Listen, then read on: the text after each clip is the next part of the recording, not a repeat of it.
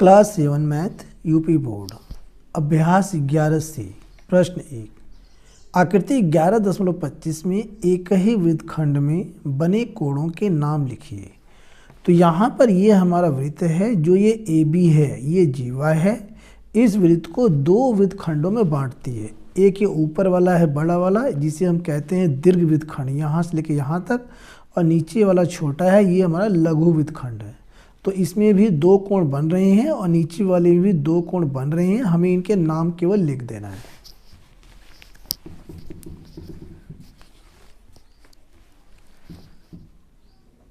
Question number 1, प्यारे बच्चों, तो आप हेडिंग में लिखेंगे दीर्घ वृत्तखंड में बने कोण। दीर्घ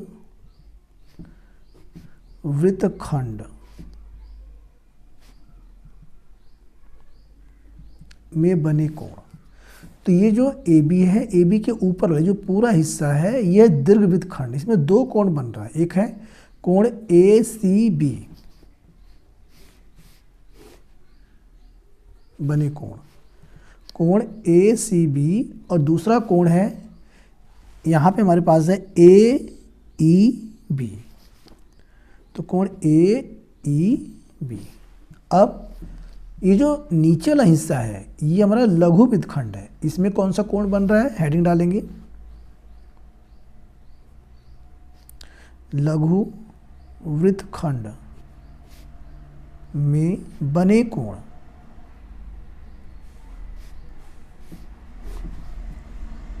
तो प्यारे बच्चों, लघु वृत्तखंड में भी दो कोण बन रहे हैं। पहला है कोण ADB, कोण ADB, और दूसरा कोण है AFB, कोण AFB। तो ये इसका आंसर हो गया। अब यहाँ पे दूसरा प्रश्न है,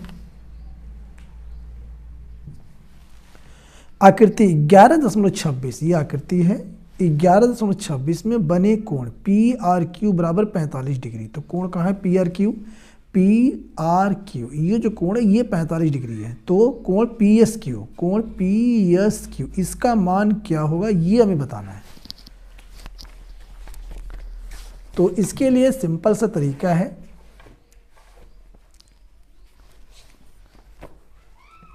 क्वेश्चन नंबर 2। चूंकि हम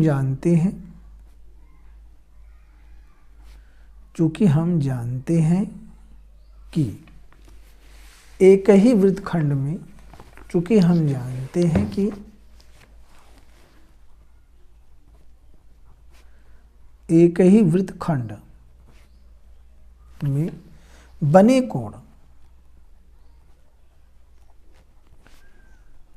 कोण बराबर होते हैं। तो यहां पे पहले वृत्तखंड देखते हैं। ये जो आकृति 11.26 है, ये PQ एक जीवा है। तो ये जो है वृत्त को काट रही है। तो ये नीचे वाला जो है ये छोटा वाला है लघु वृत्तखंड, और ऊपर वाला बड़ा वाला। तो ऊपर वाले हिस्से में जो दीर्घ वृत्तखंड है, इसमें दो कोण बन रहे हैं जो एक ही वृत्तखंड में बने हैं। अगर ये नीचे का होता तो अलग होता। तो जब ये दोनों ऊपर वाले हिस्से में बन रहे हैं, तो ये दोनों कोण बराबर होंगे, ये दोनों बराबर होंगे। तो यहाँ हम लिख सकते हैं, इसलिए कोण PRQ इज इक्वल टू कोण PSQ। तब ये दोनों कोण बराबर होंगे। और यहाँ पे हमें एक कोण PRQ दे रखा है 45 है, तो ये भी 45 होगा। तो यहाँ हम लिख सकते हैं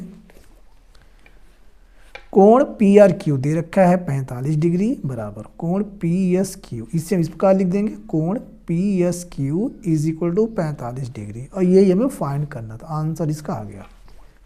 तीसरे प्रश्न में है, आकृति 11.27 में यदि कोण ACB x है, यहाँ पे x डिग्री है, कोण ACB x डिग्री है, तो कोण ADB तथा कोण AEB के मान बताइए। हमें ये वाला कोण और ये वाला दोनों कोण बताना है।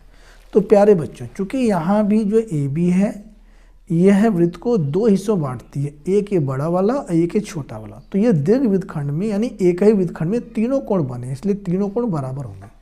तो यहाँ पे जो फार्मूला है, ये ऊपर वाला फार्मूला ही अप्लाई होगा। यहाँ हम लिख सकते हैं क्वेश्चन नंबर 3 में, क्वेश्चन नंबर 3, चूंकि हम जानते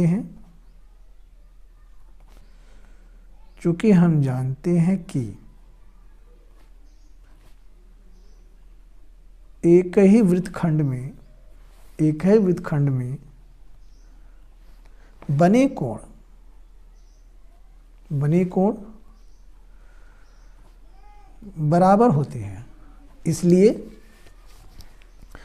अब कोण यहाँ पे हमें दे रखा है, पहला कोण दिया हुआ है कोण ACB बराबर x डिग्री। ये यहाँ पे कोण हमें ACB x डिग्री दे रखा है, यहाँ पे दिखाया भी, हमें ये दोनों बताना है। तो क्या है बताना है? कोण ADB और कोण AEB। तो यहाँ हम लिख सकते हैं, इसलिए